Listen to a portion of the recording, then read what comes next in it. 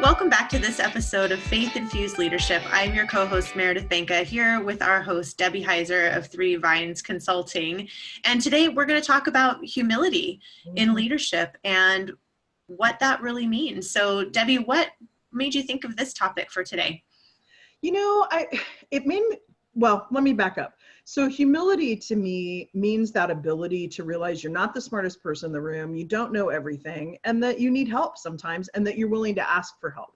So those kind of three things came into mind as we were talking to the previous episode, Justin Dick, because I know Justin and work with him on a board and just see how humble he is. Even when you try to give him a compliment, you know, it's not that he deflects it, but he's just so humble about it. And so I thought, you know, that's a really good topic, because as really good leaders, and particularly servant leaders, it's really important to be humble. And when we let our egos get in the way, I don't know about you, but anything, not just leadership, but when I let my big ego, my big self ego get in the way, typically it doesn't turn out very well. And so as a leader, I just found that that topic could be pretty relevant. And I think there's a lot of things within humility and being humble that, well, some practices that create humility that I'd like to talk about today too.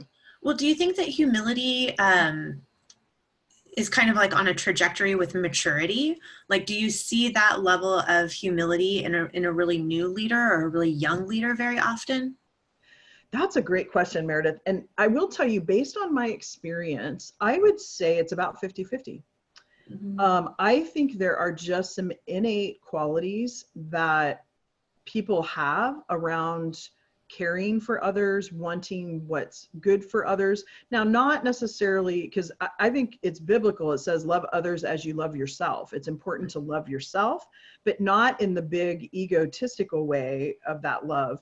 And so I've seen leaders get into it with the option, or not option, but with the thought process of, I want to serve people and I want to help people. And I've seen other leaders get into it because it's a title.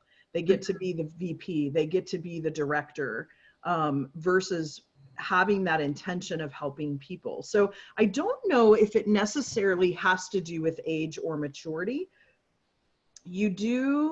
I do think it's just kind of a belief system that somebody has. And I've seen leaders get into it where it's just about the title and they struggle. And then I've seen them change and understand and morph. And I've seen others that haven't. And then it's just kind of a disaster and they don't stay in those positions. Sure. And I've also seen people that go into it with the intention of helping other people and serving other people, though take it to the extreme. And they end up serving people and or their businesses to the point of burnout and like physical harm. And that's not right either. And there's no balance, but there is this satisfaction that comes, right? Because it's kind of like a wave.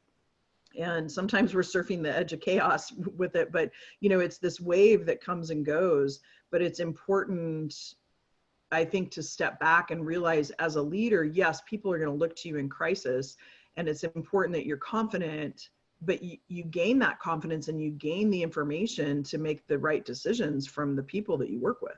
You know, I found it interesting in the last episode, and if you haven't listened to it, go back and listen to it with Justin, where he used to say, I own the restaurant, right? It was about the title. And we all fall into that. And, you know, you start a business, you want to be the owner and CEO, and, you know, and I have that title out there too.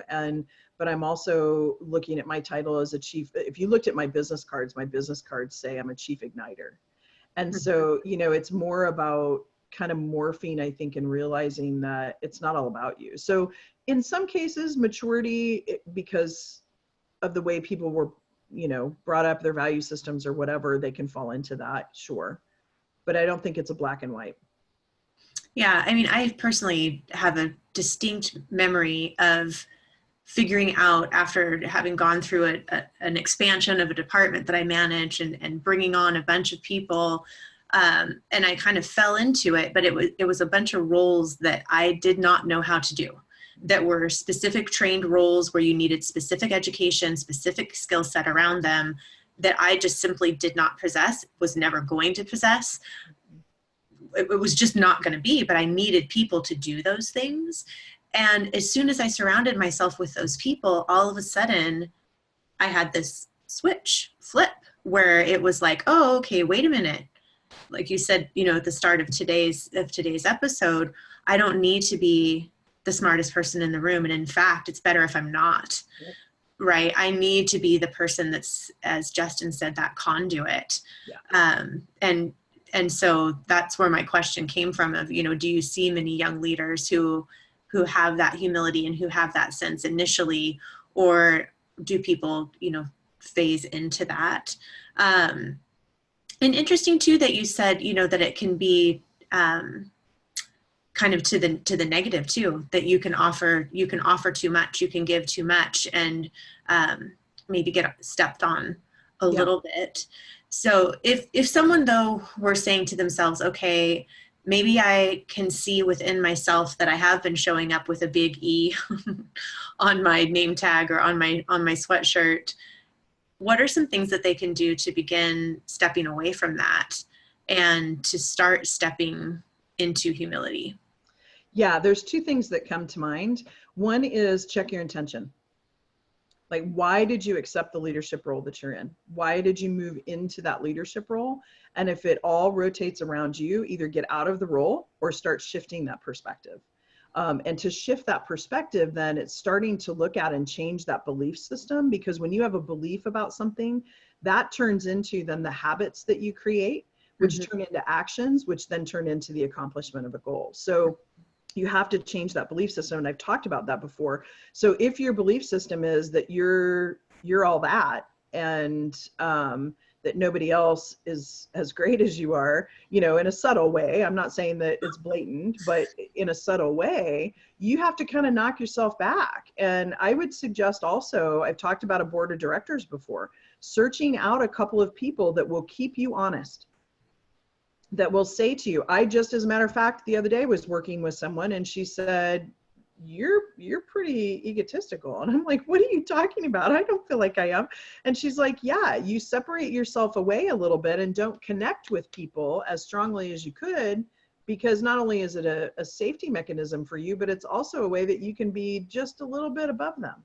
Like you're leading the project or you're leading the group, separates you away. So think about that. So, I mean, it happens to everybody. And I feel like I'm pretty humble when I lead and pretty collaborative and look for people around me that have skills that we need to, in order to move an organization. And so it's everywhere. But I would say that's the first thing is have a couple of people that will keep you honest about where you're at and that aren't afraid to say to you, back up for a minute. And really take a look at your intention. And that is a big piece of it. And start to realize that if you're in leadership for the money or for the title, you're in it for the wrong reason. I mean, honestly, it's leading people. It's not, like sometimes people are leading projects, but typically there's people that are working on that project. So very rarely are you in a leadership position that doesn't require some kind of people leadership and management. The other piece to this, and this goes into the faith-infused piece of this, sorry, my camera's moving, is really get centered. For me, my spirituality is God, and it's really important for me to stay centered, because when I start to take over, see the I, like I start to take over and I put God in the trunk of my car or in the back seat, that's when I start doing things that's about me versus what I'm called to do. Now, on the opposite end of that, when I think about, and I've had to shift, so I'm shifting just a little bit in topic here, Meredith, but earlier we were talking about getting walked over, where you can take it too far and actually physically cause harm to yourself because you're giving so much of yourself. And I think it's important for people to realize, and I've talked about the 4 people in your head, and one of those is a parent, and it's either a critical parent or a rescuer. And if we're coming in and we're rescuing, we're telling people we don't trust them to do their job. Mm-hmm. We're not giving them the opportunity to shine and step into what they're wanting to do. And so if we're hovering around that employee, just like parenting, I think I mentioned in an earlier podcast, reading the book Love and Logic about parenting, when you're leading people, if you're hovering over that person, they're never going to trust that they can make decisions or do the work. Mm-hmm. So it's really a disservice to your people. Mm-hmm.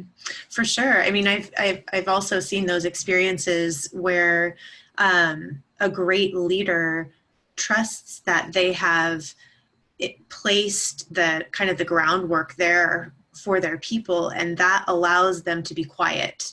So they may already know what the outcome needs to be, but rather than just coming in and saying it with ego, like, hey, here, here's where we're going, here's what we're doing, they create collaboration, they allow for discussion, they allow this team of people to actually, come up with the thought, the idea, the process, the goal. And it usually ends up being better than what would have happened if they would have just come in and kind of commanded. And I mean, with that, certainly there are times where you have to just come in and say, hey, this is what has to happen. It has to happen now, like in crisis management or whatnot. But it's that humble leader that worries more about instilling the baseline and the culture, and trusting that expertise to come up. So it's fascinating when a group can do that, because then they're so powerful. Yeah. And I would say, Meredith, a really important piece of this too about being humble is that it doesn't mean that you collaborate on everything. It means that as a leader, you might be part of a larger organization that has a vision or a mission, and it's taking that and personalizing it and helping people understand what that means and how they fit into that. And it's about having then a vision for your team, or if you own a business, or, I'm a president of a board, helping people understand what the longer term vision is, and then allowing for them and empowering them to mold into that vision without nitpicking everything or feeling like you're being the critical parent to them. But if you establish a vision, and you can have the group help create what that vision is, but you as a leader, and that's actually the best way to do it, but you as a leader need to have an idea of what that vision is or that outcome. Because I also see people leave it up in the air, and then everybody gets disappointed because the employee's frustrated because they don't know what they were supposed to do. And will you just tell me kind of what you're expecting? So you have to have those expectations laid out. But me telling you then, Meredith, step by step of how to do that, depending on where you're at, there's a great thing called Situational Leadership by Ken Blanchard. And it's been critical to my journey as a leader. And it talks about taking things as situational and realizing, do you have the knowledge and skill to do it, which can be trained, or is it confidence and motivation? Is it that you just don't feel real confident about it, or you don't understand the value of doing something? And that talks all about situation. And that's an important thing to know. Absolutely.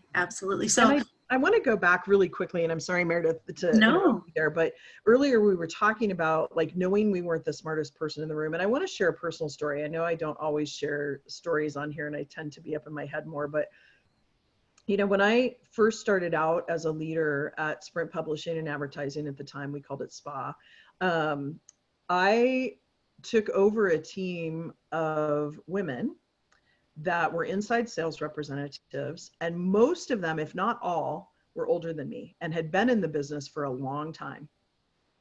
So I could have gone into that situation in two different ways. I could have gone into it with a fear base, and so going into it with fear and being more dictatorial or directional about things, or I could have, which is what I did, I got some advice from a mentor, the past manager.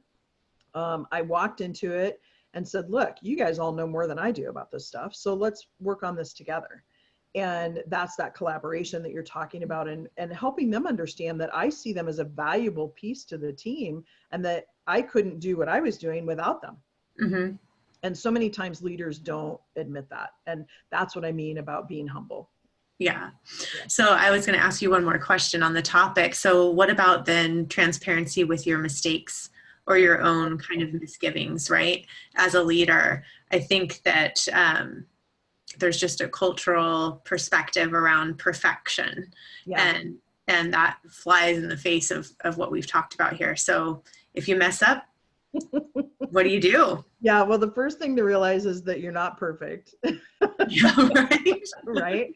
And so it's empowering. When you let your people know that you're not perfect, it's empowering for them.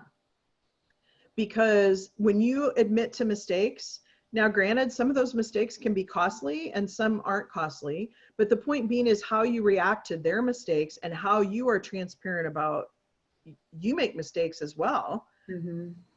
allows them to have that empowerment to be innovative, to be able to make mistakes and not feel like they're going to be fired, you know, and that's so important. Now, there are certain pieces of business, depending on the industry that you're in, that you can't have mistakes. You know, I think about compliance for certain things around the law, or, you know, because those can be really detrimental.